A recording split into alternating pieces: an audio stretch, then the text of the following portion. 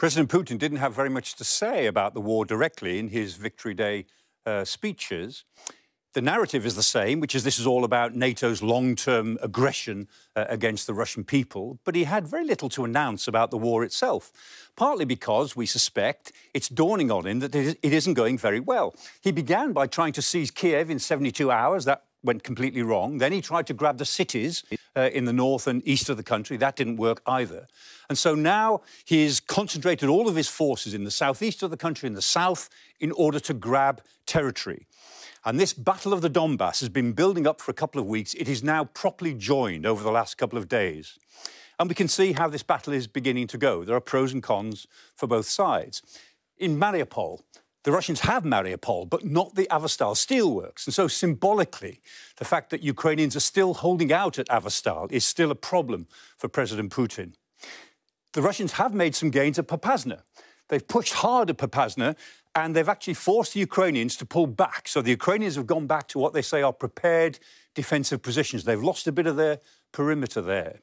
But further north at Izium, which is a very important northern anchor for this whole Russian offensive going southwards, at Izium, the Ukrainians are attacking from the west, and they're making that northern anchor rather less secure. That gives the Russians something to worry about.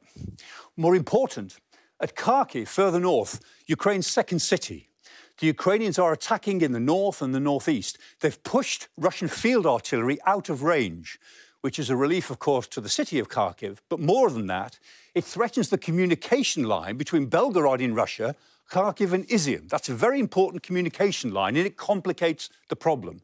And so what the Ukrainians have done is to give the Russians something else to worry about in their own rear area. That's a pretty good tactic. We'll see how it goes. The Ukrainians keep issuing video footage and photographs of destroyed Russian equipment. Of course, these are Ukrainian claims. But the fact is that more than 3,500 of these claims have been independently verified by external observers, photographically. It appears that the Russians have lost about 3 times as much heavy equipment as the Ukrainians and at least twice as many troops. And so this battle is not going terribly well at the moment for any of them. Of course, battles are inherently unpredictable.